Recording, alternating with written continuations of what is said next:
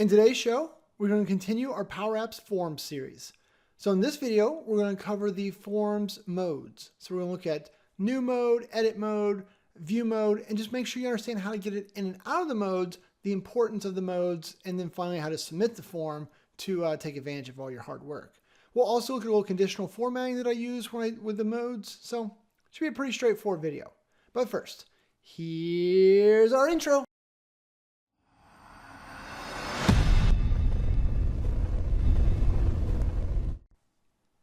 Hi, my name is Shane Young with PowerApps 911. Those guys. In today's show, we're going to continue on with PowerApps Forms. So the idea of this series is I want to cover every little thing, every little nuance about forms because quite frankly, they're the building blocks of almost every app I've ever done. But also I just get lots of questions about them because there's just so many nooks and crannies. We want to kind of break them down. So today's show, we're going to pick up where we left off from the previous video, and there's a link below if you need that. But what we're going to do is we're going to take our existing form here and we're going to work with the different modes of the form. So the new, the edit, the view, that type of stuff. And just kind of make sure you understand the little pieces that are there and your options available to you so you know what's available in your solutions. All right? Sound fair? Cool. Well, then let's just jump right over here to my desktop. And so over here we have the app that I built earlier, right? Chewy's face still right there in the middle. Greg's ugly face still right there with his ridiculous hat. Anyway. So what I want to do is I'm going to take my form right now. And one of the things that I want you to note is that I'm about to throw some buttons on the screen here and make sure that those are outside your form. So you can't have a form button on a form that changes that works with the form. So you want to make sure that these buttons that I'm about to create are going to be outside. Also, we're going to kind of do this all on one screen so we can see what's going on. But remember the typical solution is, you hit the new button on this screen and it takes you to a new screen and then has the form over there. So, and that's how the default apps work, right? If you're like really like, whoa, that's mind-blowing stuff, then you probably should pause this video and jump back to one of my getting started either with PowerApps for Excel or PowerApps for SharePoint and walk through that because there I kind of walk you through the three multi-screen, multi-form app there. All right. So that said, the first thing I really want you to do is I'm going to grab a label. Okay, I'm going to grab this label. I'm going to drag it down here. All right, so it's outside of my form. And you can tell that right because it's not on the form. So let's go ahead and collapse the form. Boom, there's my label. Should probably label the label, but we're not going to do that. But what we're going to do is we're going to put some things on here. So we're going to put form mode. Oh, not like that though. We're going to put form mode like this. And then what we're going to do is we're going to just take advantage of the fact that we can say form1 dot mode. And so then there is going to show us the mode that the form is currently in. So it's currently in mode 0. I don't know what that means. You don't know what that means. Actually, I do know what that means, but we'll talk about that in a minute. But that's, I want to have these things here because as we work through this, I want you to see the changes happening. So in case you don't visually recognize them, we'll also see them down here. So form mode currently 0. We're not worried about it. We're just getting this in place so we can test. So we'll grab another label, we'll throw it down here. And so, we'll click on that label. And so the other thing here we're going to do is there is also a form display mode. And so this is kind of the same thing, but it's kind of not. And honestly, before I started this series, if you had asked me, I would have gotten the question wrong because I thought they were always identical, but they actually aren't. And we'll explain that too. Okay. So these are just little cheaters, right? This is how I learn PowerApps. I put labels on the screen and see what's in them to figure out what's going on. So I thought it'd be a good way for you to learn. So right now, this form display mode is an edit and the form mode is 0. And so what it turns out is form mode 0 equates to edit. But if you click on the form, what you'll see, right, and you can either do it over here, which is what some people do, but I'm a drop-down guy here. So I'm gonna hit the drop-down and I'm gonna say, all right, form, what is your default mode? And so the default mode is edit. So this is one of those tips, right? Sometimes you don't want the form's default mode to be edit. It's always gonna be edit by default. Get that? But what you can do is you come up here and you can change this to be different values. Now notice when I clicked in the box, instead of just saying edit, it now says form mode dot edit. Because it's very important when you're setting the mode or when you're testing against the mode that you need to use the form mode object and then the edit or other value. So we're just going to delete the word edit like so. And so here you can see that the form mode can be edit, new, view. Right? So those are the different options I have available for form mode. And this would set what is this form when someone first lands on my screen. If I haven't done anything else, well, by default, it's edit. So we're going to leave that. And now, you know what? We're not going to leave that. We're going to set it to view. This is normally what I would do. So now the form mode is in view by default. So that way when you land on the screen, right, and hold down the Alt key so I can press things, and I click on Greg, right, we're just viewing Greg's record. I can't get in here. There's no controls or change. And that's kind of what we wanted. Notice down here at the bottom, form mode number 2, right? So that's how we know what the form mode is kind of kept as in the system. And then form display mode is view, and that's why we're seeing views. All right, Greg, you are ugly. So what we're going to do now is let's talk about how, because that's the default value, but how do we change the forms mode? Glad you asked. So I'm going to grab a button. I'm going to throw it down here. We'll give it the label of edit so we can keep up with these. Okay. So what we're going to do is when you press this button, right now it does nothing. What we're going to do is we're going to say edit form. So edit form is a function, and then you just pass in the form name. So in our case, form 1. And so then now by clicking this button, right? So I'm holding down the Alt key, right? If you're not comfortable with that, notice like the form's kind of, you know, I can get in here, I'm designing and stuff. If you hold down the Alt key, it puts the form into that preview mode so that I can click on the edit button. Right now I hover over, it's ready for me to click. This is holding down the Alt key and pressing something is no different than going over here and hitting play. And then just right now, right, no Alt key, and I can press edit. Okay, so keep that in mind. It's one of those little tricks that makes your life a lot easier. Alt key, edit, and you get the pop-up all the time, so you probably already knew that, but what do you do? All right, so then now by pressing that, it changed the form mode to 0 and form display mode to edit. Got it. So that's how we changed the form mode, is with this function, edit form, form 1. That's what puts it into edit mode. If we want to have a button here, so another button on the screen, if we want to be able to cancel it being in edit mode, for example, well, let's make this the cancel button like that. And what we're going to do is we're going to say, hey, when you press that button, there's not a cancel function, but what we're going to do is we're going to say view form, form 1. And so here we'll go over the preview just to make this easier.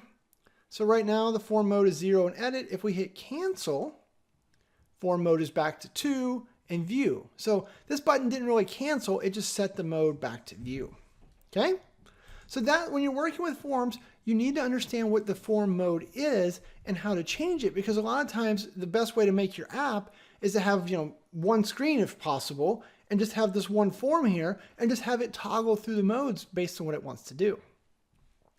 The other thing that you might want to do here is, so right now it's really weird, right? I'm on the page and I've got an edit and a cancel button. Well, I don't want to necessarily have the cancel button show up when the form is in view, right? Because this would do nothing.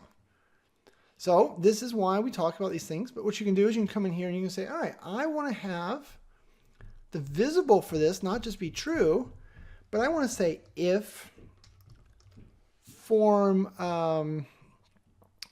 1 dot mode equals form mode. Okay, so form mode is a special control that this looks up what the form modes are. So if it is equal to edit, right? So if form 1's mode, which we know is currently 2, which we don't know what really that means, equals form mode edit, which turns out that does the translation to 0 behind the scenes for us, right? So if that equals that, what do we want to do? We want to show the button. If it doesn't, we don't want to show the button, right? So when we're over here, we're like, all right, we're in view right now, right? We know that. We've got that. We'll go back to Chewy. So we go to Chewy, right? We're still in view. We click the edit button. It puts our form into edit mode. And now our cancel button shows up so that we can cancel, right? If we want to undo or get out of these changes. And we could have done the converse. Maybe we wanted to hide the edit button when the cancel button's showing, right? We can do the back and forth. But what's important that you understand is that this is kind of how you start to build that experience that your users want. So let's go over here and talk about something else though. And it's really difficult for me to talk about buttons when they're not on the screen. So I'm just gonna hit Alt and hit Edit. So there's my cancel button. Okay, so we did this visible bloody. I actually, this is one of those things you shouldn't do. So I want to make sure that we understand it. And hopefully you guys can't hear Chewy. He seems to be barking right now. So, but what I want you to understand though, so anytime that your if statement has true and false as the answers, then you've done this wrong, right? Because why? Because form 1 mode evaluates to true or false, right? That's what we're doing here. It evaluates to true or false. And visible accepts true or false. So you can get rid of all of this extra stuff and just have form mode equals form1.mode equals form mode.edit. And because this evaluates to true or false, that's a valid value for visible. So now we took all that out. Even if I go over here and hit cancel, that still works. Edit still works. Cancel still works. So that's another one of those common mistakes I see from people, is because they don't think about the fact that that statement evaluates to true or false, and visible and a bunch of the different properties, they just want true or false. So if that's the case, you should never have a if statement that is if check something, comma, true, comma, false. And you're like, well, what if you wanted the opposite of that, right? Then you could use the not function. So then that way it would be, you want the converse. No problem there. All right. So that's the edit. That's the view. Let's add a button for putting the form into new. And as you can probably guess, this is going to be very similar. So we're going to say new. And then when you click on that, what are we going to say? We're going to say form mode. Or no, we're going to say new form, not form mode. Too many things. New form, form 1, like so. So new form, form 1. All right. And then let's go back over here. So let's hit play. So right now we're in edit mode. We're going to cancel. So the new button's still there. When we click on new, now what's the problem here? So new worked, right? It put the form in new mode so we can fill out and create a new record in our list or data source, no problem. But our cancel button didn't show up. Womp, womp, womp. All right, so we'll put the form back into edit mode. And so let's go over here and figure out what's wrong with cancel. So what did we do? Well, we said form 1 mode equals form mode.edit. Okay? But when we're in new, we also need a cancel button. So there's two different ways you can do this. You can either do the whole converse thing, and so you could say when it's not form mode equals view, right? Let's see if I can do that on the fly without messing it up. So I think it's like this. What's the odds that I get this right? I'll hit play. I'll hit cancel. Oh, look at that. I would have bet you $1 I was going to get that wrong. All right. So that works. So that would be, oh, sorry. I'll go back over here. So this should also work if I go into new. Boom. Okay, so that's one thing, right? So this button's visible is just saying if the page is not, or the form's not in new mode, then show this button, which is what we want, right? Because if the form's not in view mode, show this button, because that's what we want. We want to have, right, there's 3 states. There's new, there's view, there's new, there's view, and there's edit. And so if it's not view, it has to be new or edit. And if it's new or edit, we want to show cancel. So that's how we did that. The other way you could go about that, maybe you don't like my not, right? You're a positive person. You don't like negativity. Good for you. Let me show you something else here. When I click, let's start back here. So we're at view. Okay. So notice down here, form display mode is view. Click edit. Form display mode is edit. That makes sense. Cancel. Click new. Form display mode is edit. This one bit me in the backside earlier this week. It's one of those questions I got wrong. Form display mode really only has the view or the edit, right? I think there's also a disabled for it. But what's important about that is edit and new form mode both equate to the display mode of edit. Kind of following?